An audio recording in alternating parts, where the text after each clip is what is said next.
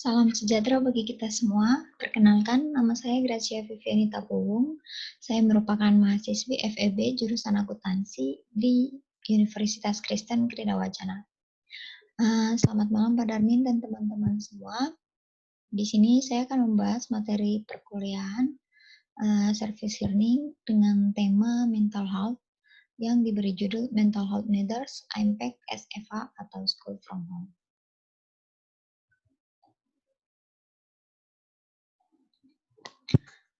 Selanjutnya ada penjelasan singkat dari judul yang kami ambil. Mental health merupakan hal biasa yang sudah dirasakan oleh setiap orang, namun belum mengetahui seberapa penting pengaruhnya. Nah, sebagai bentuk apresiasi terhadap seluruh mahasiswa selama masa pandemi dan semua kegiatan perkuliahan yang dilakukan secara daring, kesehatan mental justru dipandang sebagai aspek terpenting selama school from home ini. Jadi di sini mahasiswa dilatih untuk dapat beradaptasi dengan teknologi yang menjadi tambah penting dalam sistem perkuliahan online. Namun, tak jarang juga para mahasiswa mengalami kendala karena situasi dan keadaan, baik disebabkan oleh jaringan internet maupun tekanan psikis mahasiswa itu sendiri. Lalu selanjutnya saya akan memperkenalkan anggota dari tim kelompok 3. Yang pertama ada saya sendiri sebagai leader, lalu ada anggota, ada Febrianti Putri, Esther Putri Elizabeth, Mary Arianti, dan Cika Florencia. Lalu berikutnya saya akan menjelaskan latar belakangnya secara singkat. Yang pertama, saya akan menjelaskan tentang data coronavirus dulu yang menyerang Wuhan, Cina pada akhir Desember 2019. Hingga saat ini telah ditetapkan menjadi pandemi global oleh WHO atau Badan Kesehatan Dunia. Nah, saat ini banyak negara yang memperlakukan peraturan yang sangat ketat dan melakukan protokol kesehatan. Sedangkan untuk di Indonesia sendiri, khususnya di Jakarta, dilaksanakan pembatasan sosial berskala besar atau PSBB.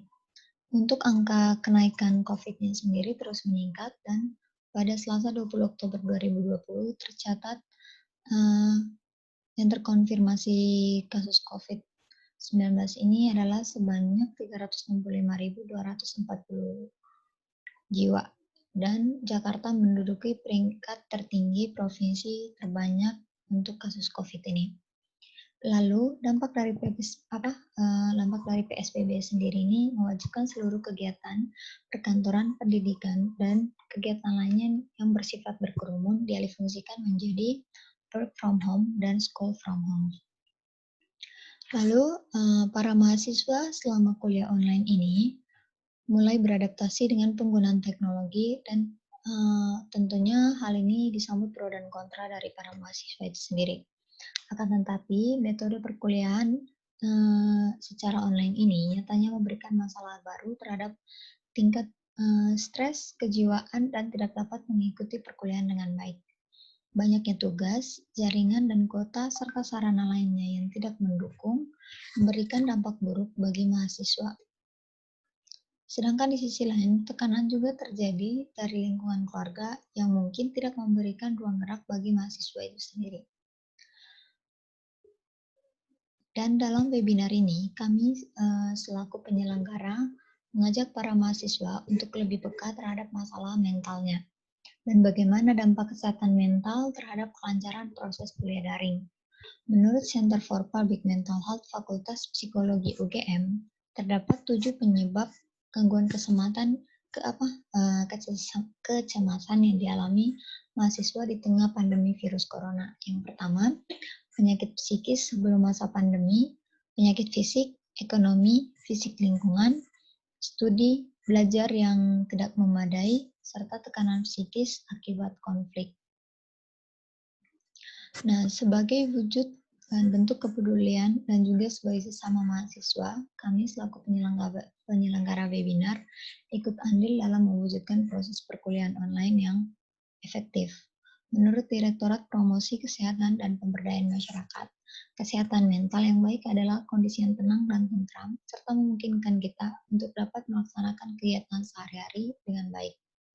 Sedangkan orang yang memiliki gangguan kesehatan mental cenderung mengalami suasana hati yang tidak baik dan emosi yang tidak stabil. Nah, tipsnya untuk dapat mengikuti kuliah online dengan baik dikutip dari kompas.com, tips menjaga kesehatan mental yaitu konsumsi makanan bergizi, lakukan aktivitas fisik, bijak memilah informasi, berkomunikasi dengan keluarga dan sahabat, serta menghentikan kebiasaan-kebiasaan buruk. Lalu masalah yang ingin dipecahkan dalam webinar ini yaitu yang pertama, bagaimana memberikan pemahaman kepada peserta webinar tentang kesehatan mental, kemudian bagaimana mengatasi kesehatan mental yang tepat agar tidak mempengaruhi psikis, lalu yang terakhir, bagaimana dampak kesehatan mental bagi mahasiswa terhadap proses kuliah daring. Lalu untuk sasarannya sendiri, kegiatan webinar ini ditujukan kepada para mahasiswa aktif.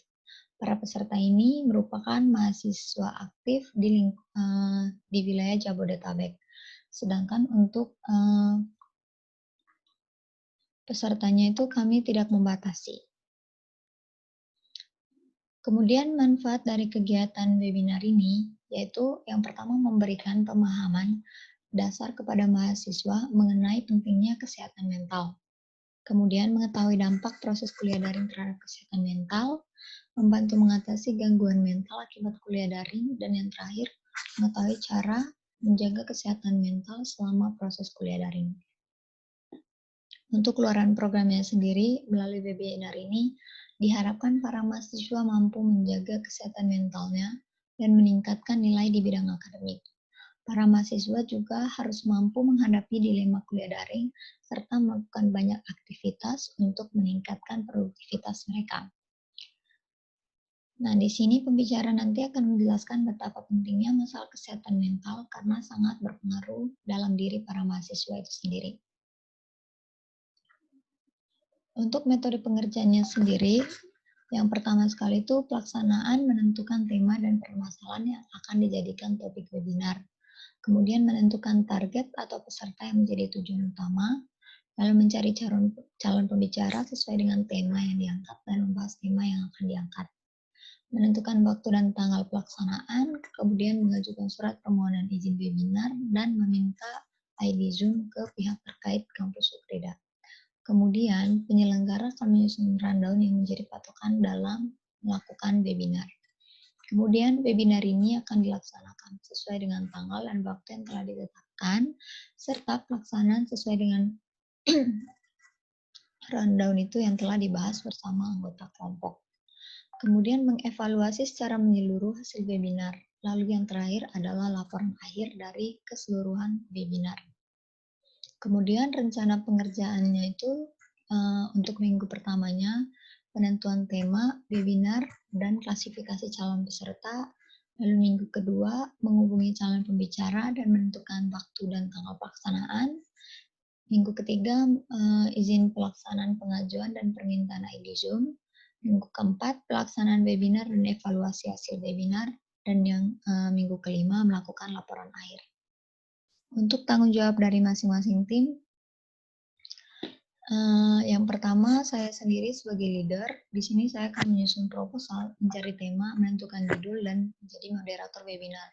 Kemudian yang kedua ada Febrianti Putri, kurang lebih pekerjaannya dan tanggung jawabnya sama seperti saya, tapi dia menghubungi pembicara juga. Lalu ada Esther Putri Elizabeth yang menyusun anggaran, ide kreatif, dan memilih jawaban terbaik dari para peserta webinar nantinya.